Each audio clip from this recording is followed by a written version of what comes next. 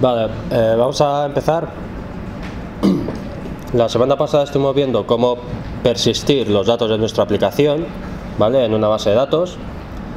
Utilizamos la base de datos H2, ¿vale? Que la podemos incluir como una dependencia en nuestro POM XML, y esa base de datos H2 tenía la peculiaridad de que nos montaba una base de datos en memoria, ¿vale? Con lo cual no necesitábamos nosotros a priori instalar realmente una base de datos en nuestra máquina, ¿vale? Sino que simplemente se crea una base de datos en memoria, que es donde se insertan los datos. Evidentemente, si la aplicación se viene abajo, se nos muere o la máquina se muere, pues los datos se pierden, ¿vale?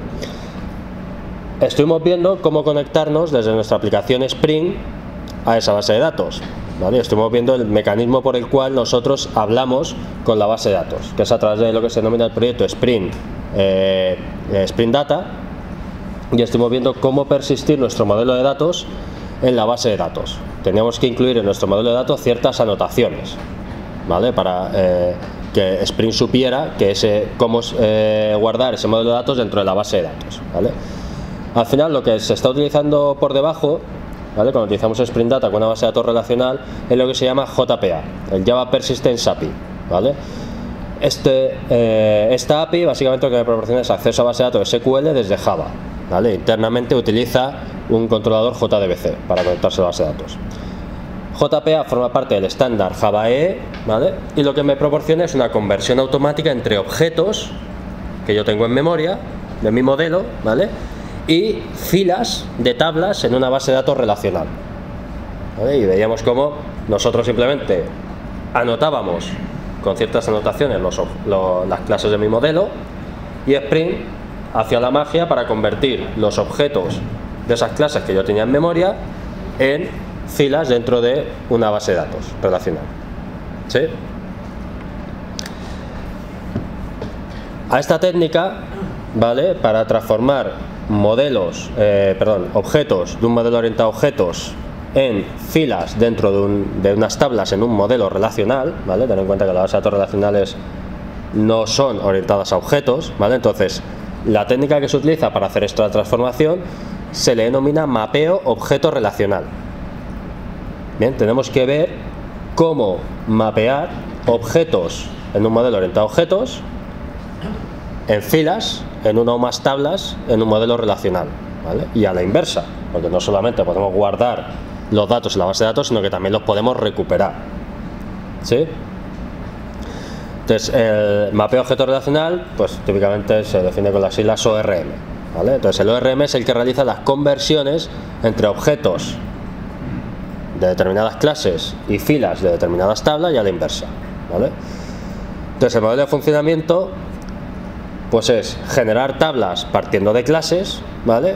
O generar clases partiendo de tablas. Es decir, yo puedo decirle al ORM que a partir de un modelo definido en una serie de clases me genere las tablas en la base de datos relacional, ¿vale? O a lo mejor yo ya tengo una base de datos relacional y lo que quiero es que me genere el modelo de clases, ¿vale? El ORM es capaz de hacerme ambas cosas, ¿vale? En general son capaces de leer un modelo relacional y generarme un modelo de objetos, ¿vale? Un modelo de clases que yo puedo utilizar para cargar en memoria los datos que hay en esas tablas, ¿bien?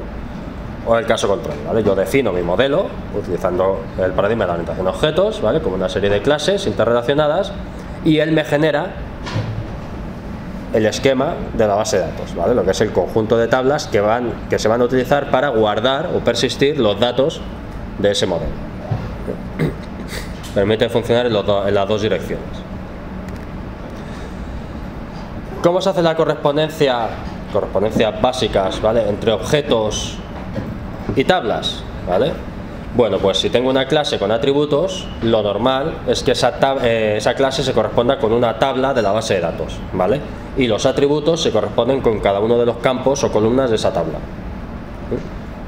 Entonces esto sería un mapeo básico: una clase, una tabla, ¿sí?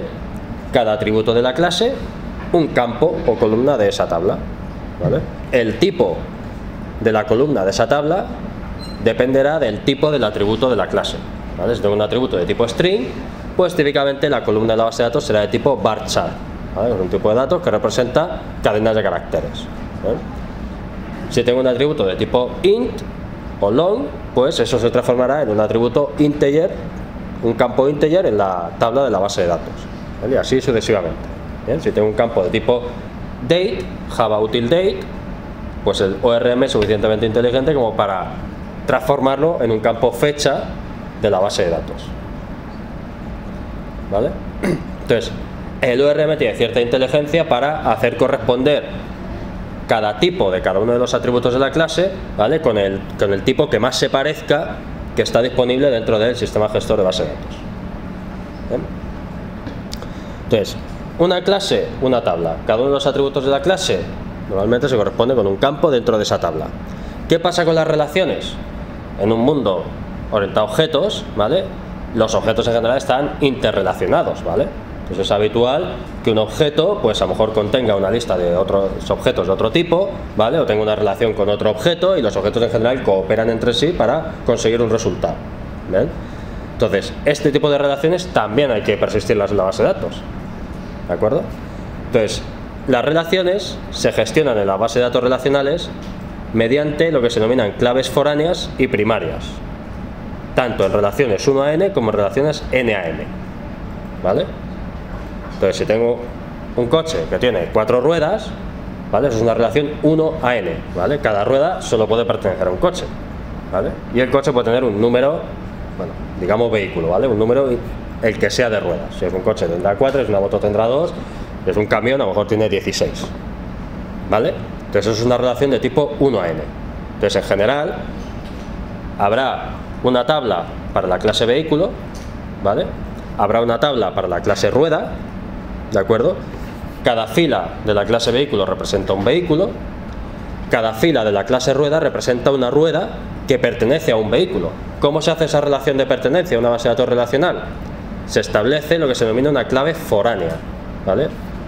La tabla rueda tiene un campo especial que es una clave foránea que referencia a la clave primaria que identifica el vehículo al que pertenece, ¿vale? ¿Recordáis la clave autogenerada que se generaba automáticamente por cada fila dentro de una tabla?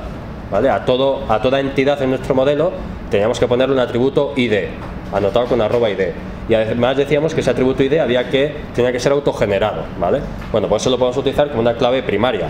Como es autogenerado y es único, ¿vale? Cada fila tiene un valor diferente de ese atributo ID. Entonces, ese valor lo puedo utilizar en la tabla rueda para identificar sin lugar a dudas a qué vehículo pertenece esa rueda, ¿vale? Entonces, eso es lo que se denomina clave primaria, el ID de la tabla de vehículos, ¿vale? Y clave foránea en la tabla rueda que referencia, ¿vale?, a esa clave primaria de la tabla vehículos, ¿vale? Entonces, si en la tabla rueda, en la columna que representa la clave foránea, aparece el ID 27, eso quiere decir que esa rueda pertenece al vehículo con ID 27 dentro de la tabla de vehículos. Y esa es la forma de establecer la correspondencia, ¿sí? Entonces, las relaciones 1 a n en general se llevan a cabo así. Las relaciones m a n normalmente exigen una tabla especial de relación, ¿vale? Que, si recordáis, es el ejemplo que veíamos con los libros y los autores, ¿vale? Un autor puede escribir muchos libros, ¿vale? Y además un libro podría estar escrito por varios autores. Entonces, al final necesitamos tener una tabla que interrelacione todo eso. Bien, entonces teníamos una tabla intermedia que al final tenía nada más que dos campos, el ID del libro y el ID del autor. Esos campos son claves foráneas de los respectivos IDs de las respectivas tablas libro y autor, ¿vale? Y de esa manera se establecía la correspondencia, ¿vale?, de qué autor había escrito qué libros, ¿sí? Entonces, cuando tenemos relaciones de tipo m a n, el ORM, mediante una serie de anotaciones que yo pongo en mi modelo de clases, lo que hace es generarme una tabla por cada clase y además una tabla especial necesaria para establecer la relación, ¿vale?, entre los elementos de ambas clases, ¿sí? En este caso, por ejemplo, libro y autor, ¿vale? Entonces, ¿qué ocurre? Pues que lo que en una base de datos relacional se hace con tres clases, la tabla libro, la tabla autor y la tabla que me relaciona libros y autores, normalmente en un modelo orientado a objetos son dos clases, la tabla libro y la tabla autor, ¿vale? Y el autor, pues a lo mejor tiene una lista de libros, ¿vale? Entonces, al final, ese tipo de relaciones que se establecen con 3 tablas en una base de datos relacional, en memoria normalmente son objetos que tienen al final una lista de referencias a otros objetos. ¿Vale? Y el ORM es capaz de hacer toda esta transformación. Necesitamos darle un poquito de ayuda nosotros, ¿vale? Para las relaciones MAN especialmente, pero él es capaz luego de hacer toda la transformación de objetos en memoria a filas en diferentes tablas dentro de una base de datos. ¿Vale? Fijaros que la forma de hacer la persistencia se va complicando. Si tengo una única clase, pues tengo una tabla, los atributos de la clase van a campos de esa tabla, ¿vale? Ahora, si tengo varias clases relacionadas entre sí, al final de la base de datos tengo varias tablas, ¿vale? Generalmente una por clase más todas aquellas tablas que necesite para establecer las relaciones entre las diferentes clases. Entonces, al final la persistencia se complica. Afortunadamente, el ORM gestiona todo eso por nosotros con un mínimo de ayuda que nosotros le demos, que normalmente es básicamente indicarle en el modelo cómo queremos que haga esa persistencia en la base de datos, ¿vale? Entonces, por ejemplo, otro concepto básico de la orientación a objetos, la herencia. La herencia no existe en una base de datos relacional, ¿vale? Entonces, cuando tenemos herencia, aquí tenemos una jerarquía de herencia donde hay una clase empleado, ¿vale? De la que heredan un empleado a tiempo parcial, una clase empleado a tiempo parcial y una clase empleado a tiempo completo, ¿vale? Cualquier empleado tiene un ID que identifica al empleado, tiene un nombre y tiene una fecha en la que fue contratado, ¿vale? Lo que pasa es que los empleados a tiempo parcial cobran por horas, ¿vale? Entonces ahí tenéis un atributo hourly rate que especifica cuánto cobra ese empleado por cada hora que trabaja, ¿vale? Y los empleados a tiempo completo tienen un salario mensual, ¿vale? Cerrado, ya pactado y negociado, ¿bien? Que es lo que cobra a fin de mes, ¿sí? Entonces, ¿cómo se representa esta jerarquía de herencia en un modelo relacional? Bueno, pues aquí empieza a haber un problema y es que no hay una única forma de hacerlo, ¿vale? De hecho, aquí tenéis 3 formas diferentes de hacerlo, ¿bien?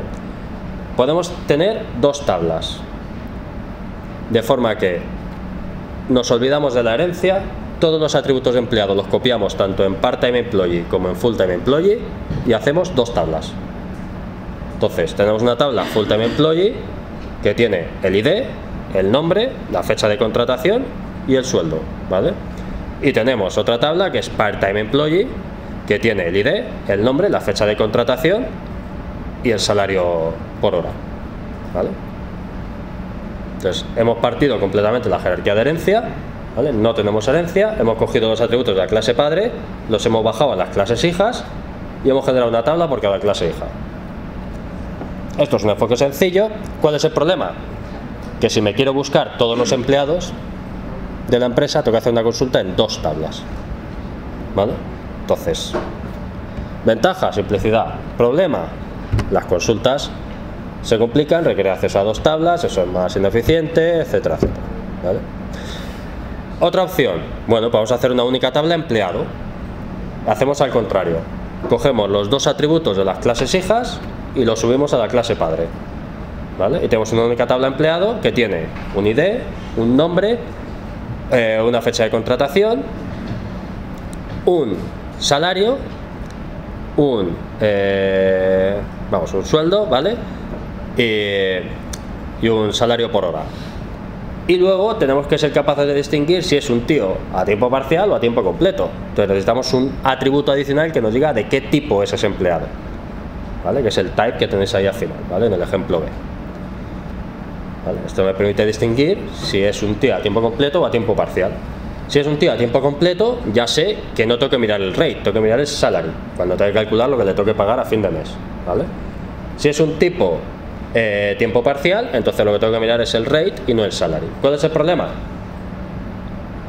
Que todos los empleados que sean a tiempo completo tienen el campo rate vacío, pero está ocupando espacio, ¿vale?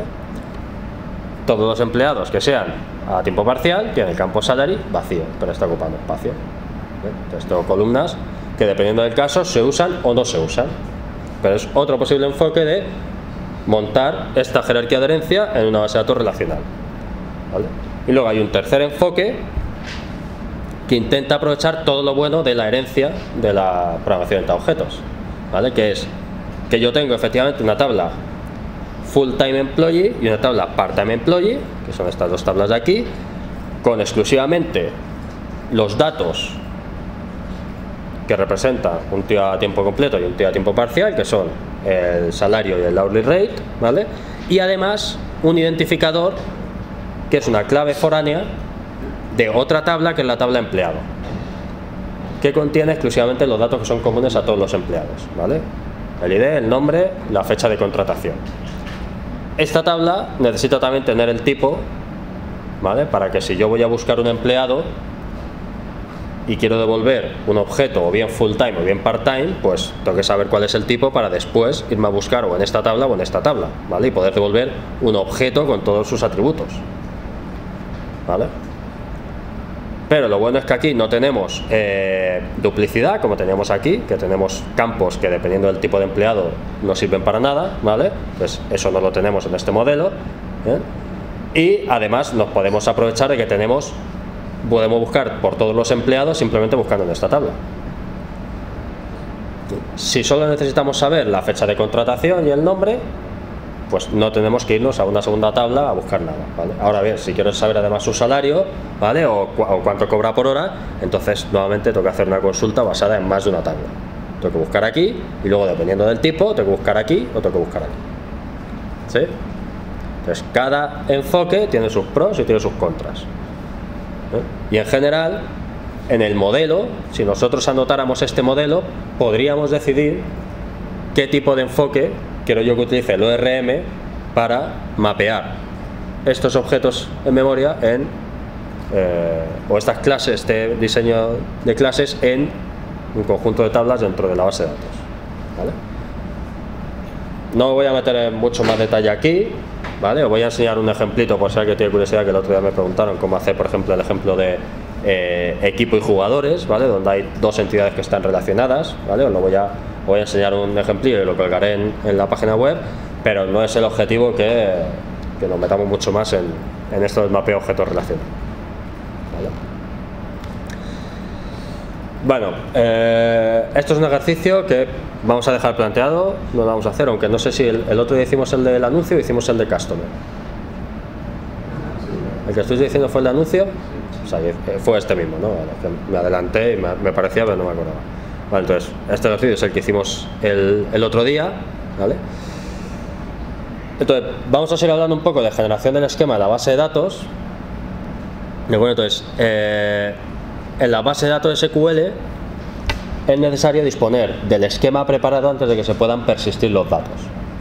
Bueno, entonces, en general, tú tienes una base de datos con un esquema ya montado, ¿vale? Que además tiene que ser compatible con tu modelo de objetos para que se puedan guardar los objetos en la base de datos y viceversa, ¿vale? Entonces hay que crear ese esquema previamente antes de que la aplicación se pueda conectar a la base de datos, ¿vale? Bueno, en la base de datos en memoria esto sucede automáticamente, porque como la base de datos se crea en memoria, la propia aplicación se crea dinámicamente al crear la base de datos, ¿vale?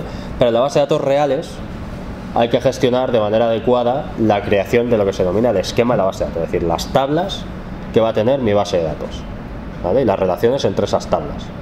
Esto tengo que tenerlo montado a priori. En desarrollo, ahora veremos que yo puedo decirle a Spring, déjate de historias, créame tú las tablas a partir del modelo. Pero en producción eso no es posible, porque en producción yo ya tengo datos, ¿vale? Las tablas ya deberían estar ahí, ¿de acuerdo? Ya estarán. Entonces, en general, cuando estoy yendo a producción, las tablas ya existen y mi modelo tiene que ser compatible con esas tablas, ¿de acuerdo? Bueno, evidentemente el modelo puede evolucionar, luego hablaremos un poquito de esto, pero en principio yo tengo que desplegar una aplicación cuyo modelo de datos sea compatible con las tablas que tengo en la base de datos, para que el ORM sea capaz de hacer la transformación de objetos a filas en una serie de tablas en la base de datos y viceversa, ¿sí? Entonces el esquema normalmente en producción está ya creado, ¿vale? Entonces, para ver básicamente el funcionamiento con una base de datos real, vamos a utilizar MySQL a modo de ejemplo. Entonces, lo que tenéis que hacer es, hay que instalar una MySQL Server, ¿vale? La que viene en Ubuntu, si tenéis alguna versión reciente de Ubuntu, la 14.04, pues creo que es la 5.5, no sé si está también la 5.6, ¿vale? Entonces lo primero que tenéis que hacer es instalar la base de datos MySQL Server. Si usáis Windows, hay versión para Windows de MySQL también, ¿vale? Os podéis descargar la versión para Windows e instalarla, y eso nos instala exclusivamente el servidor de base de datos, ¿vale? Entonces lo siguiente en un sistema de producción, pues el servidor es lo único que necesitamos, ¿vale? Pero en un sistema de desarrollo, como es el portátil donde estamos trabajando, o el PC, ¿vale?, donde trabajamos, pues normalmente tenemos un escritorio, ¿vale?, gráfico, y queremos poder trabajar contra la base de datos con una herramienta, pues con interfaz gráfica de usuario, ¿vale?, por lo menos, que nos va a resultar más sencillo. Todo lo que podemos hacer con la herramienta de interfaz gráfica de usuario lo podemos hacer contra el servidor, ¿vale?, a través de la consola del servidor MySQL, que ahora lo veremos, ¿de acuerdo? Pero muchas veces es más cómodo utilizar una interfaz de escritorio. Entonces, por eso os viene aquí también cómo instalar la herramienta interactiva, que se llama MySQL Workbench. Entonces, si instaláis el paquete MySQL Workbench, se instala una herramienta interactiva que va a permitir interactuar con cualquier base de datos MySQL, esté en vuestra máquina o sea una base de datos remota, ¿vale? Pues se puede conectar a una base de datos remota y tú podrías administrar tu base de datos de producción desde tu PC, ¿vale? Entonces, instalad estas dos dependencias para que podamos utilizar MySQL tanto desde nuestra aplicación Spring, que ahora veremos cómo engancharlo, ¿vale?, como además ver cómo se crea cómo se crean los esquemas en la base de datos, ¿vale?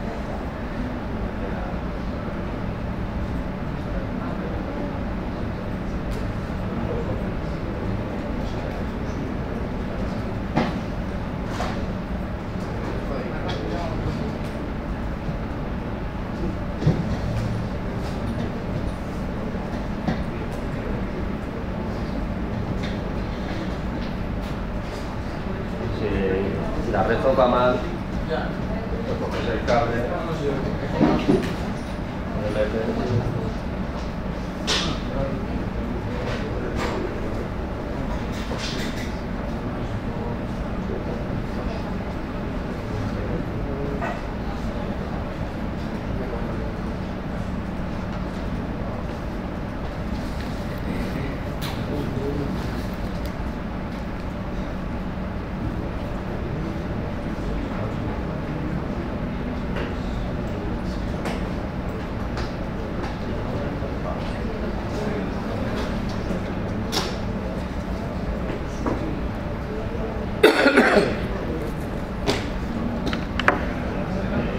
cuando instaléis MySQL Server,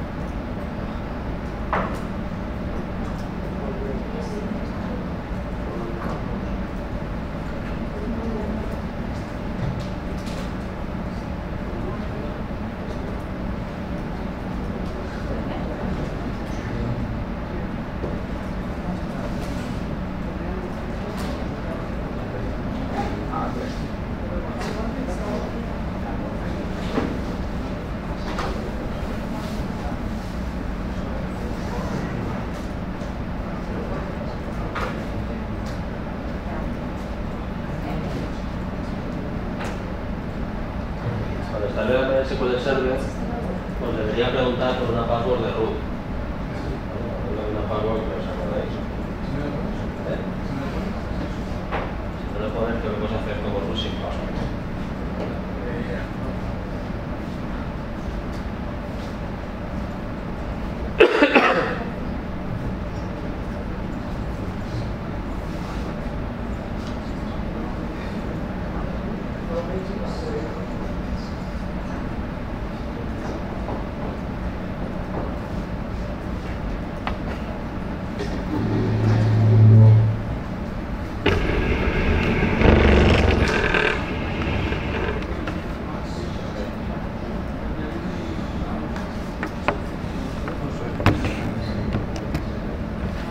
Bueno, saldrá una pantalla como esta.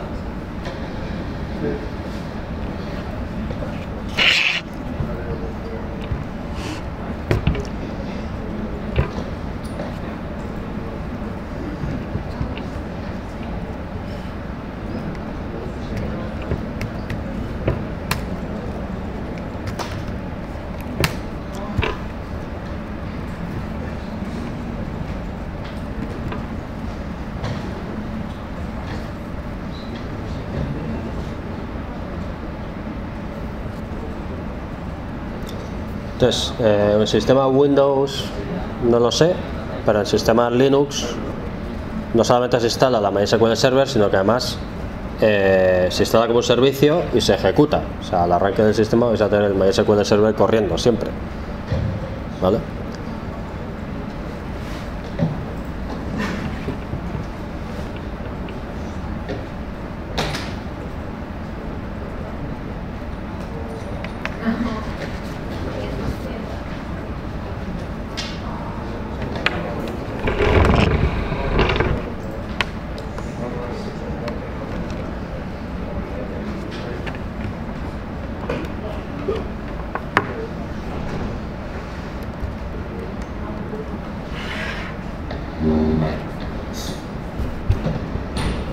Si habéis instalado la MySQL Server, poner a instalar el MySQL Workbench, ¿vale? Y mientras tanto voy contando ya algunas cosas del server.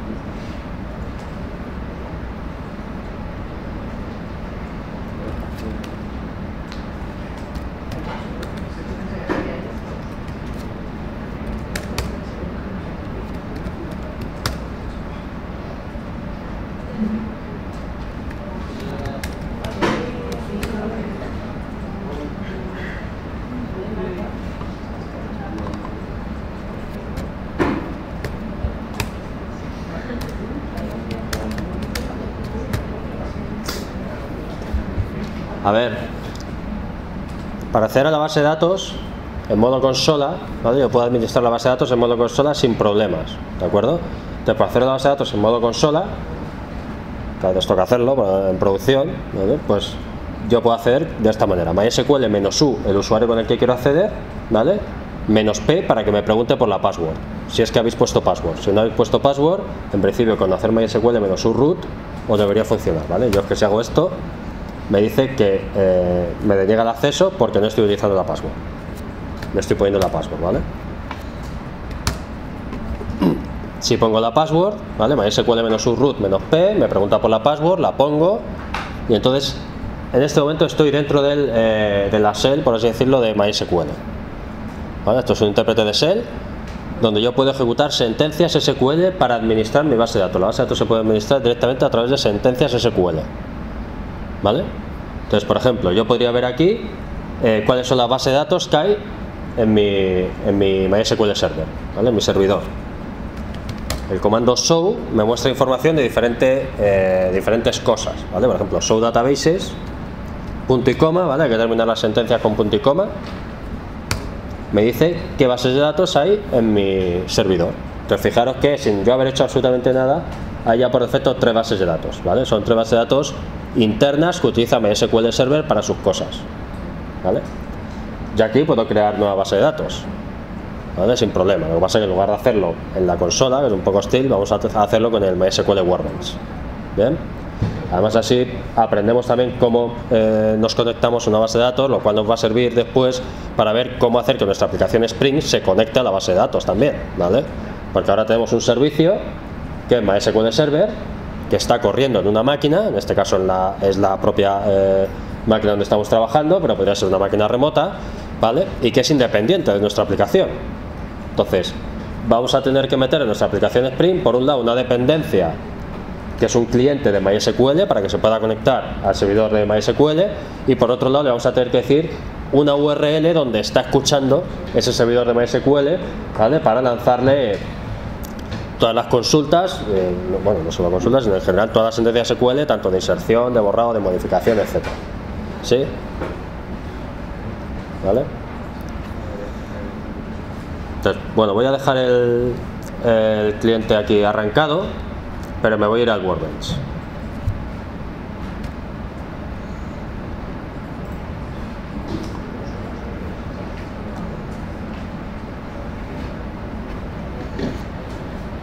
Entonces, ¿tenéis todos instalado el servidor de MySQL?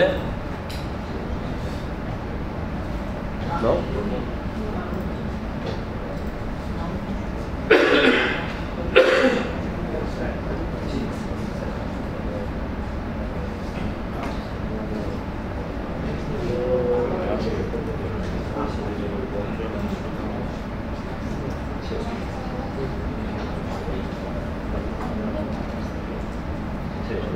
Tienes una opción ya para instalar más cosas.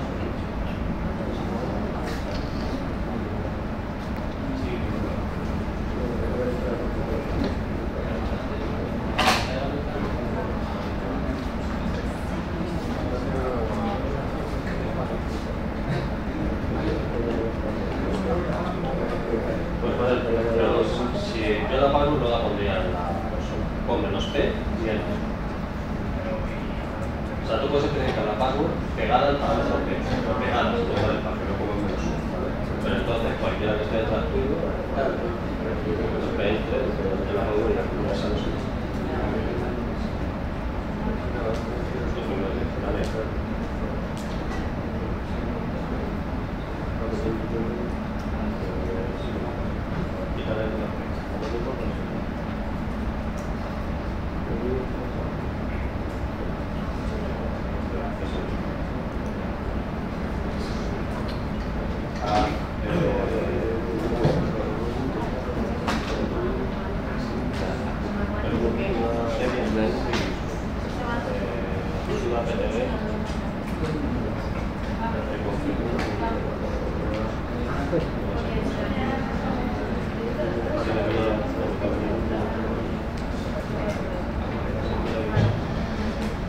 Eso debería poder preguntarte la parte de la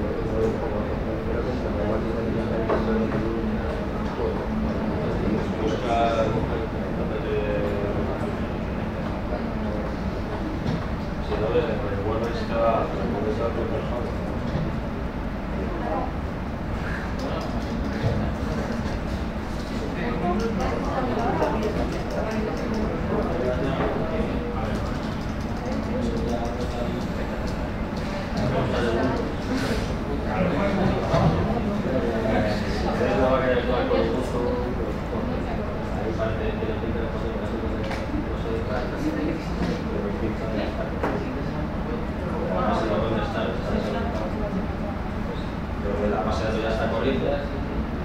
Lo que no sé es si cuando sale una consola de datos,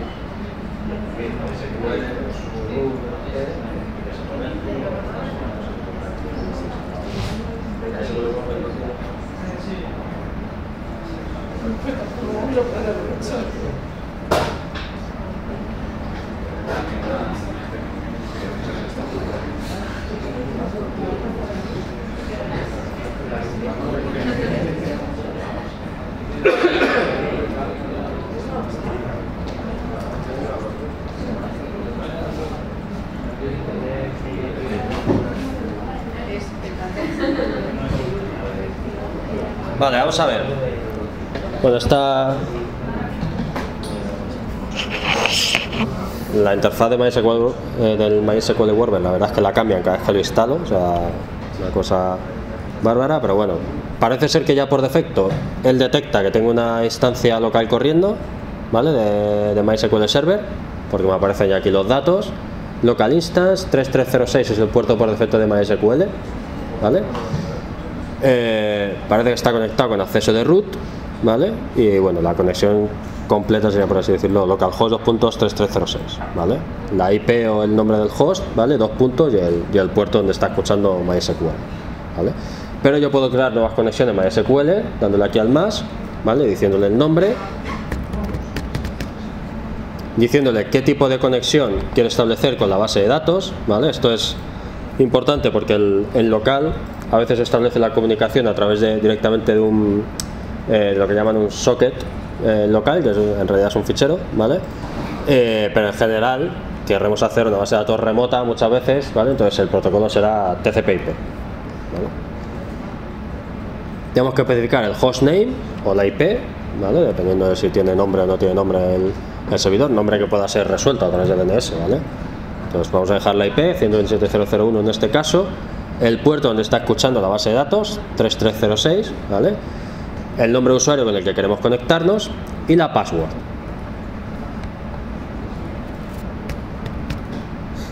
Vale, bueno, MySQL Workbench tiene un sistema para guardar las passwords de manera segura, ¿vale? Para que no se puedan, en principio, saber, ¿vale? Si alguien tiene acceso a nuestra máquina, para que no pueda nadie descubrir cuáles son las credenciales de acceso. Fijaros que tenemos un botón para testear la conexión, lo cual es muy útil para saber si el Workbench se puede conectar a la base de datos o no, ¿de acuerdo? Entonces en este caso nos ha dicho que sí, que es capaz de conectarse a 127.0.0.1 2.3306, ¿vale? Con las credenciales que le hemos dicho, ¿vale? Con el usuario root y la password que le he puesto, ¿vale? Entonces está correcto. Entonces en principio esta conexión está ok, podría guardarla, ¿vale? Puedo darle ok, ¿vale? Entonces me aparece aquí la conexión que yo he creado. ¿Bien? Es exactamente la misma que la otra que me había creado por defecto, porque al arrancar ya he visto que había una instancia de MySQL Server en la máquina local, y entonces me ha creado la conexión por defecto, pero para que vierais cómo podéis crear una conexión vosotros a mano desde MySQL Workbench, ¿vale? Esto es decirle al Workbench, oye, aquí hay una base de datos, ¿vale? A la que te puedes conectar, y decirle las credenciales con las que se puede conectar, ¿eh? Después otra cosa es conectarnos realmente a la base de datos y hacer cosas con ella, ¿eh? Entonces, si le hacéis doble clic a la conexión, la interfaz cambia, ¿vale? Y aquí ya estamos conectados a la base, a la MySQL Server que yo tengo en localhost, ¿vale? Haciendo doble clic me abre esta ventana donde yo ya puedo empezar a hacer cosas con esta base de datos en concreto, ¿vale? Entonces, bueno, no me voy a poner a explicaros en detalle todas las opciones que trae MySQL Workbench, pero básicamente que sepáis que cualquier cosa que podéis hacer por la línea de comandos la podéis hacer aquí, ¿vale? En concreto, por ejemplo, aquí podríamos crear un esquema para la base de datos de anuncios, por ejemplo, ¿de acuerdo? Podríamos crear usuarios que tengan acceso a esa base de datos y solo a esa base de datos, porque no es muy recomendable acceder a la base de datos con el usuario de root desde nuestra aplicación, ¿vale? Porque si metemos la pata, ¿vale? Pues la podemos cagar bien gorda, ¿vale? Como usuario root tendríamos acceso a cualquier tabla y a cualquier esquema dentro de nuestra base de datos, ¿vale? Y podríamos liarla muy gorda, ¿eh? Entonces en general no es recomendable tener acceso de root desde la aplicación a la base de datos en general. Entonces lo habitual que es que tú te haces lo que se denomina un esquema, ¿vale? Que va a ser para una aplicación concreta, das de alta usuarios que puedan acceder a ese esquema y tu aplicación accede con ese usuario o con esos usuarios. ¿Sí? Entonces el funcionamiento es un esquema por aplicación, ¿vale? Y luego usuarios asociados a esos esquemas para que cada una de las aplicaciones acceda con su usuario al esquema que le corresponde y no pueda acceder a ningún otro esquema. ¿Bien? A los esquemas a veces se le llama también distintamente base de datos, ¿vale? Tendríamos la base de datos de anuncios, pero imaginaos que tenemos dos aplicaciones que tiran contra la misma base, contra el mismo servidor de base de datos. La aplicación de anuncios y la aplicación de los equipos de fútbol, ¿vale? Que tenían los equipos y los jugadores. Son dos aplicaciones diferentes, podrían guardar los datos en la misma base de datos, ¿vale? Lo que pasa es que tienen que utilizar esquemas diferentes, ¿vale? Porque cada uno tiene su modelo de datos diferente, ¿vale? Y necesita su modelo de tablas en el mundo relacional diferente. ¿Bien? Entonces cada aplicación requiere su propio esquema en la base de datos, ¿vale? Lo que ocurre normalmente es que, salvo en determinados entornos, como a lo mejor desarrollo o interacción continua, en general en producción, tienes una base de datos dedicada para tu aplicación, ¿vale? Y lo único que guardas ahí en general son los datos de una aplicación, ¿vale? Entonces hay muchas veces que tienes nada más que un esquema. Pero que sepáis que yo podría tener múltiples esquemas, ¿vale? Y múltiples aplicaciones utilizando cada una su esquema, escribiendo en la base de datos. ¿Sí? Entonces, bueno, aquí a la izquierda tenéis un montón de opciones para ver el estado de la base de datos, por ejemplo, ¿vale? Los clientes que hay conectados en este momento. ¿Bien? Entonces, pues en este momento, por ejemplo, pues hay diferentes clientes conectados, que entiendo que la mayoría de ellos, bueno, tengo uno conectado por consola, este de aquí, ¿vale? Este es un cliente que me aparece ahí, ¿vale? Y luego tengo todo un montón de clientes más que posiblemente correspondan al propio MySQL Workbench, ¿vale? Bueno, puedo parar y rearrancar el servidor MySQL desde el Workbench, ¿vale? Puedo hacer toda una serie de cosas, ¿vale? Entonces, fijaros aquí donde pone esquemas. Esto es lo que os digo, ¿vale? Aquí están los diferentes esquemas para mis diferentes aplicaciones, ¿vale? Imaginemos que yo quiero utilizar MySQL con mi base de datos de anuncios, perdón, con mi aplicación de anuncios, ¿vale? La semana pasada utilizamos una base de datos H2 en memoria, entonces ya hemos hecho el desarrollo, hemos validado que eso funciona y ahora lo que quiero es persistir los datos en una base de datos de verdad, ¿vale? Una base de datos que realmente, si le pasa algo a mi aplicación, los datos sigan guardados ahí, ¿vale? No se vayan al carajo, ¿de acuerdo? Bueno, pues lo que tendría que hacer es montar una base de datos tipo MySQL. Yo os estoy contando MySQL, ¿vale? Pero podría ser PostgreSQL, ¿vale? El sistema Microsoft también puede ser MS-SQL, ¿eh? Entonces, dependiendo del sistema donde estamos o de diferentes parámetros, yo podría elegir una base de datos u otra. Pero en general, base de datos que no sean en memoria, sino que realmente, ¿vale?, guarden los datos en disco, ¿eh? Entonces yo tendría que crear un esquema aquí en este servidor de base de datos que tengo corriendo en mi máquina, un esquema especial para la base de datos de anuncios. ¿Bien? Entonces eso lo haría aquí, donde me aparecen los esquemas, ¿vale? Yo puedo crear un nuevo esquema. ¿Bien? Entonces aquí estamos creando el esquema a mano, ¿vale? Yo creo un esquema y le digo, por ejemplo, anuncios.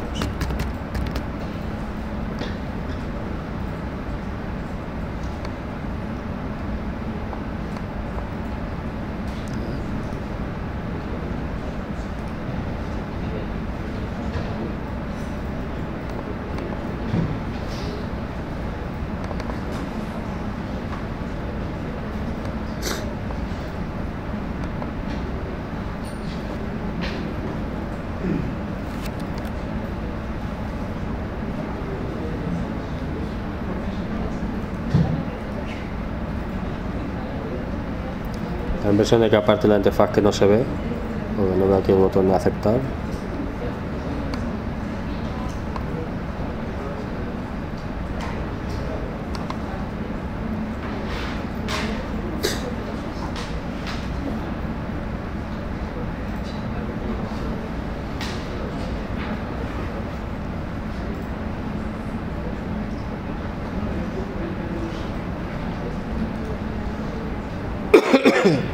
Puedo especificar qué colección qué juego de caracteres quiero utilizar en el esquema, ¿vale? Entonces dice aquí, bueno, elecciones comunes suelen ser Latin 1, que sirve para la mayoría de los alfabetos occidentales, ¿vale? O directamente UTF-8, que es lo ideal, porque así no hay problemas de codificación de caracteres. Si en nuestra aplicación utilizamos UTF-8 y en la base de datos tenemos UTF-8, pues no tenemos ningún problema de codificación de caracteres, ¿vale? Y en principio el problema es que no veo, no sé si a vosotros os sale algo más en la interfaz. ¿Os sale un botón de aceptar o algo?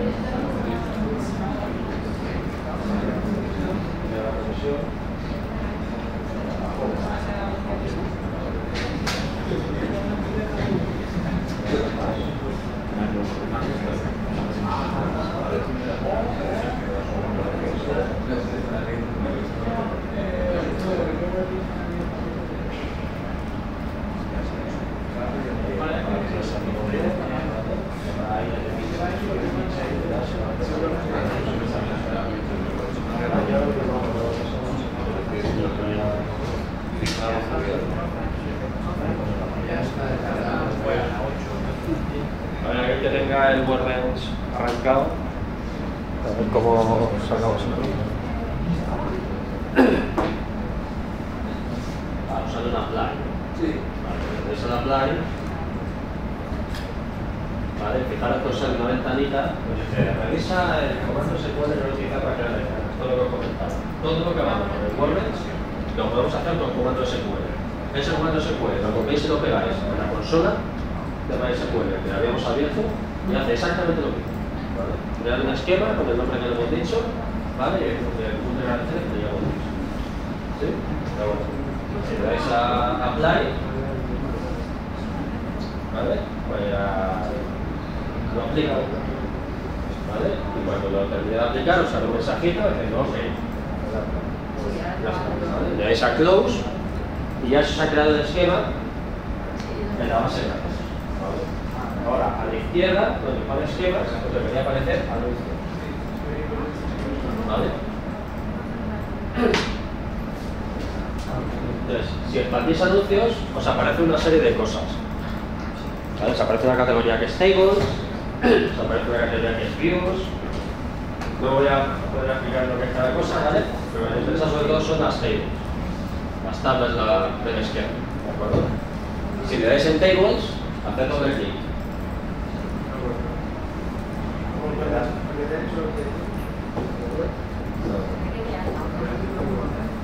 Vale, como no tengo ninguna tabla creada, ¿vale? Pues aunque le demos a tables, no nos puede mostrar nada el workbench, ¿vale? Porque no hay ninguna tabla creada. Entonces aquí ya tenemos dos opciones: o creamos nosotros las tablas a mano para nuestra aplicación de anuncios, ¿vale? O en un entorno de desarrollo podríamos configurar nuestra aplicación Spring para que sea ella la que cree las tablas, ¿vale? Entonces, lo que vamos a hacer es que vamos a ir a la aplicación Spring, le vamos a configurar para que se conecte a la base de datos MySQL, ¿vale? Y vamos a dejar que sea la propia aplicación Spring la que cree las tablas por nosotros. ¿Sí? Pero vamos, que sepáis que aquí, si le dais al botón derecho en la categoría de tablas, create table, pues podréis crear las tablas manualmente, ¿vale? Vosotros. ¿Bien?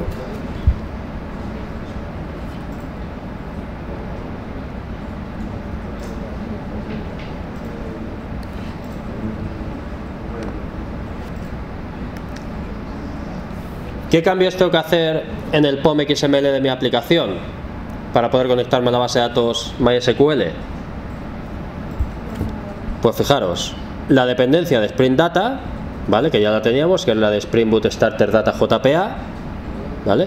Y ahora, en lugar de poner la dependencia en la base de datos H2, ponemos la dependencia, ¿vale?, hacia el cliente MySQL, ¿vale? Esta dependencia es como tenéis ahí, el Group ID es MySQL y el Artifact ID es MySQL-connector-Java, ¿vale? Si ponemos esa dependencia en nuestra aplicación, Spring utilizará este conector para conectarse a la base de datos, ¿vale? Y este conector es un conector específico para MySQL. ¿Sí? Bueno, pues iros a la aplicación de anuncios y poner este conector ahí, en sustitución del H2.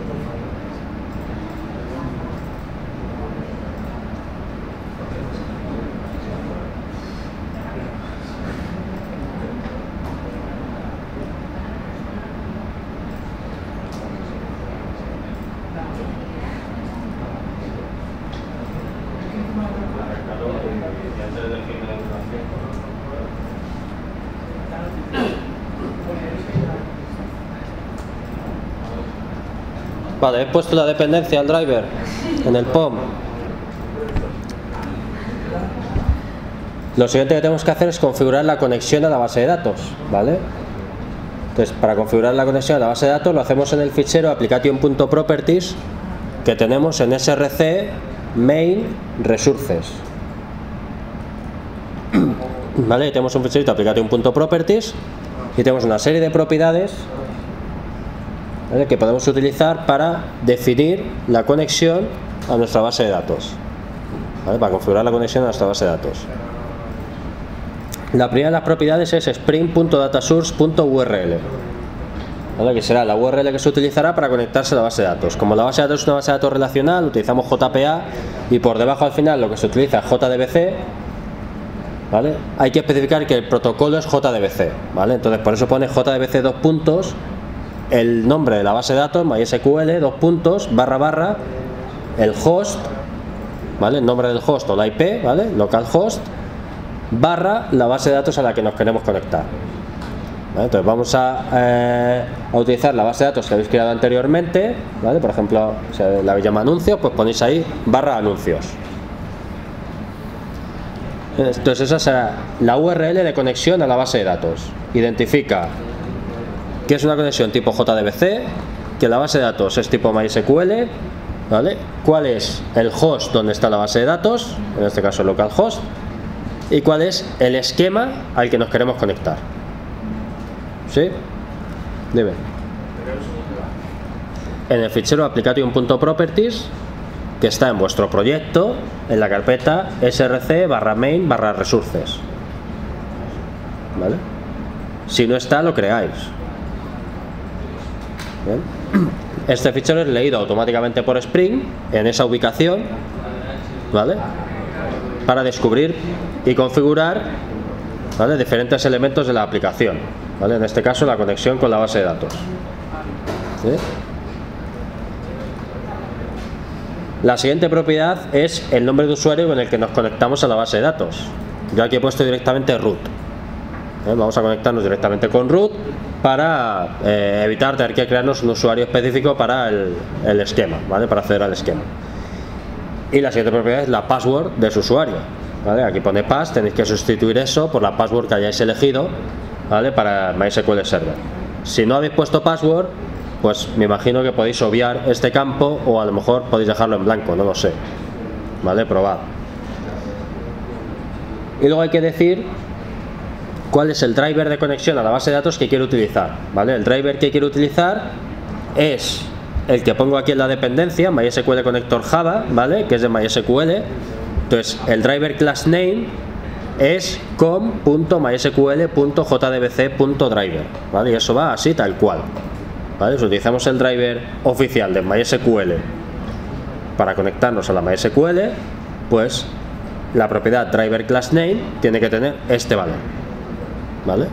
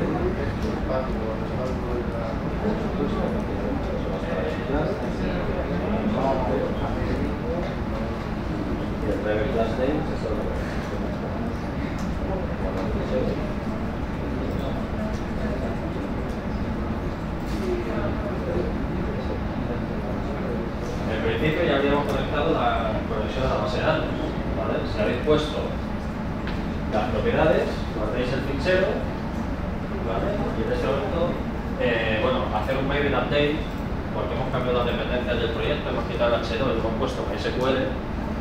Entonces, hacer un botón derecho en el proyecto, maybe update, ¿vale?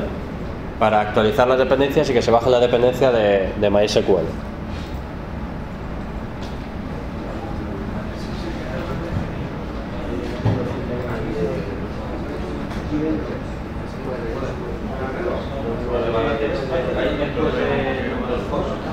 Es la base de datos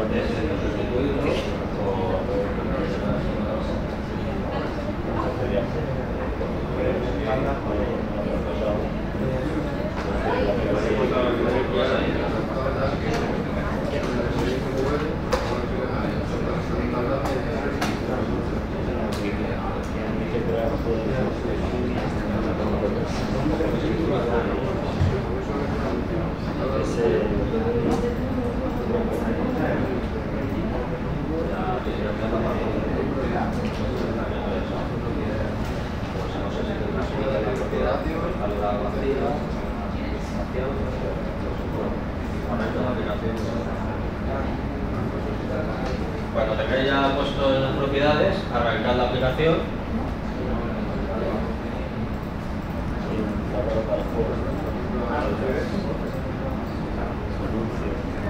Echad un vistazo a la consola para que podáis hacer.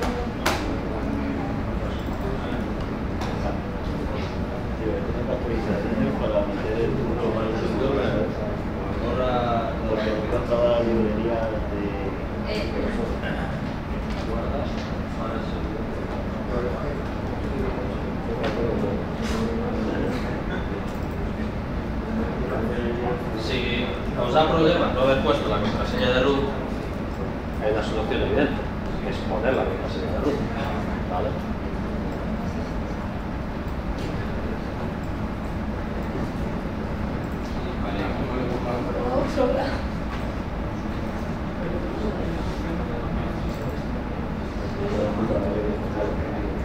Si no está,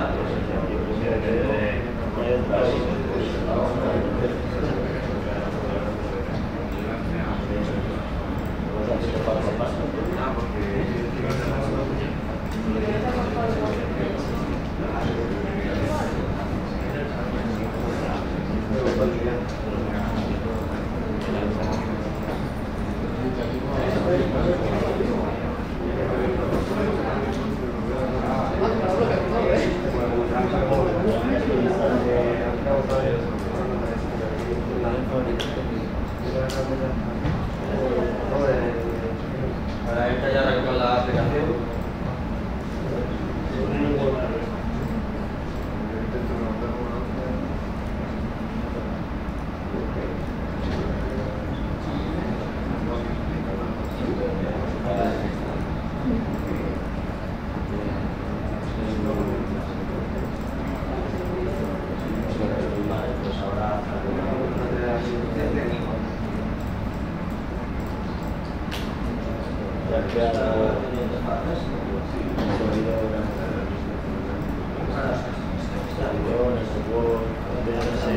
Así que sobre un navegador la web de las cosas en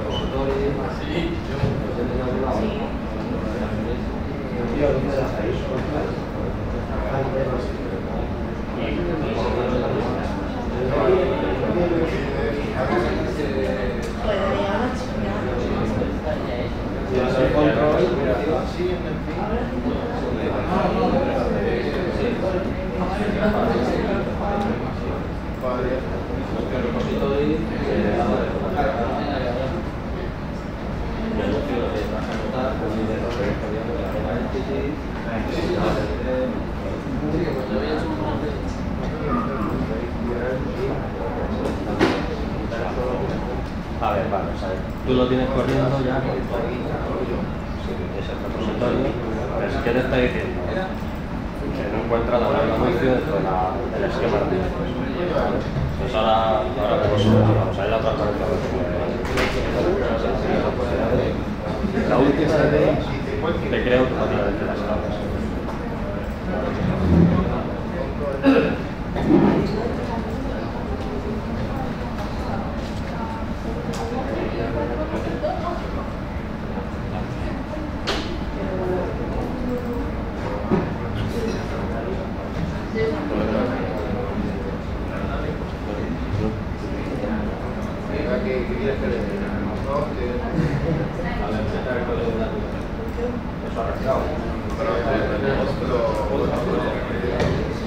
Sí, para lo que no tenéis hecho lo que hicimos era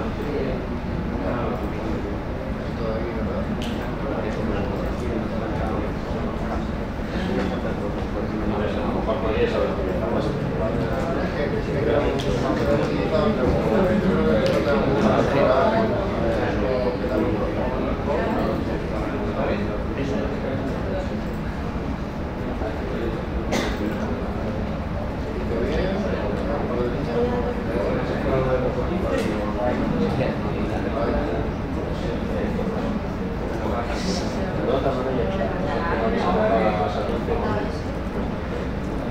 Habéis hecho las anotaciones que necesitamos para montar la base de la mesa. Eso hay que anotarlo con la arroba de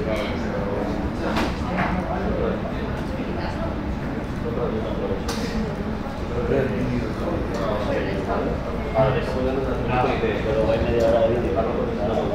Claro, pero lo pasa las transferencias. Parece que dura el vídeo 2 horas. Dura por esa roda iré por delante.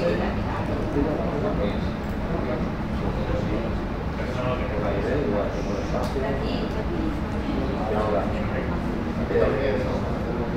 No, arriba igual. Lo que hacemos nosotros.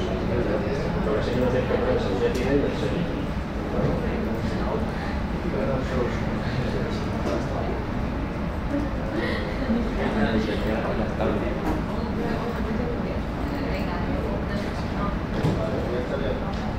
Y te faltaría otra cosa, si quieres que este ID se genere automáticamente,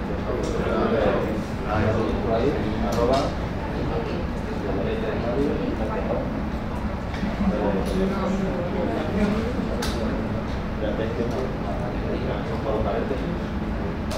strategy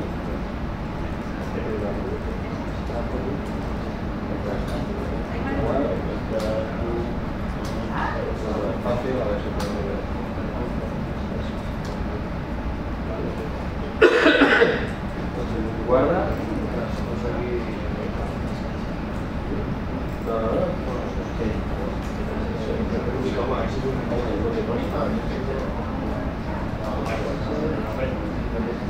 Y ahora, para la aplicación de la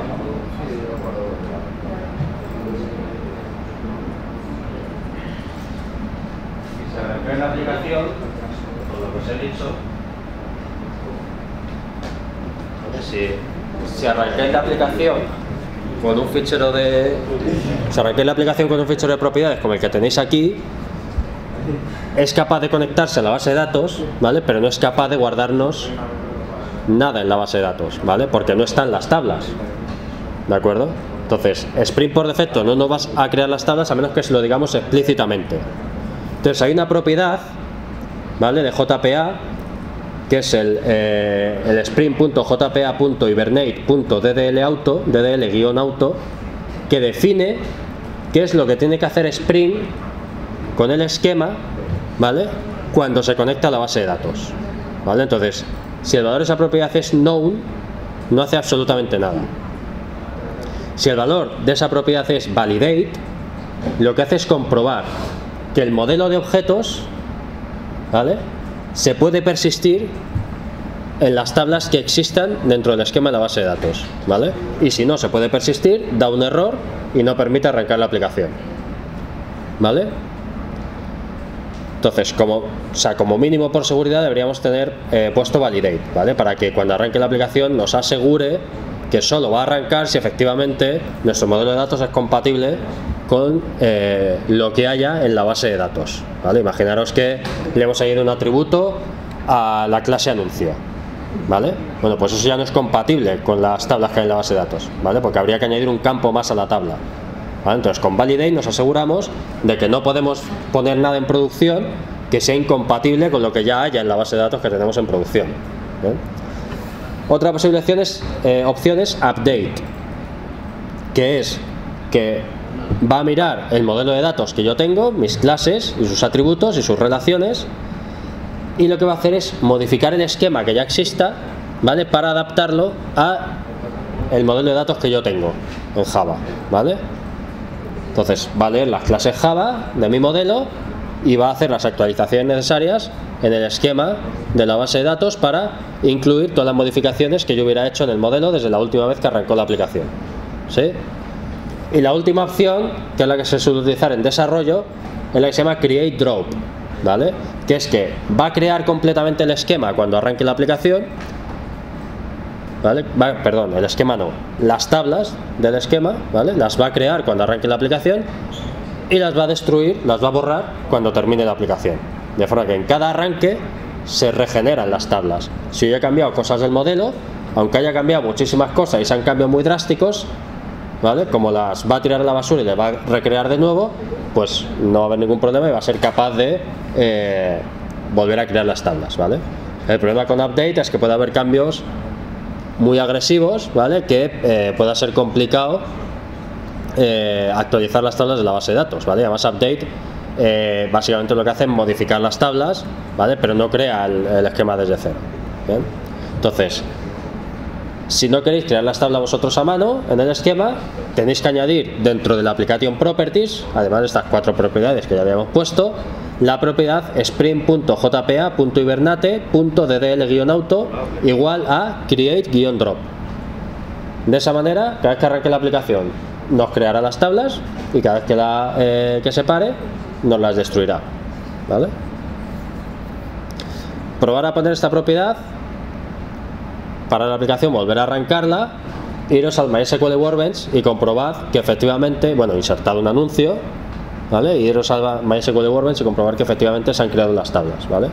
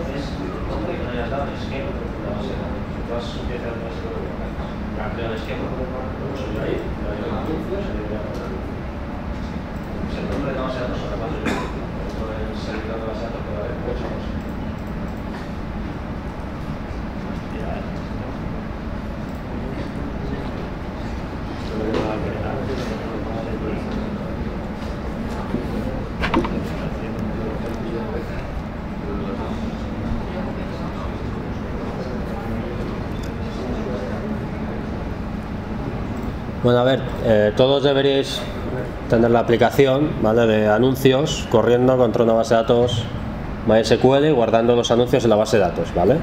Entonces, si esto es así, veríais que cuando conectáis al MySQL Workbench, ¿vale?, en el esquema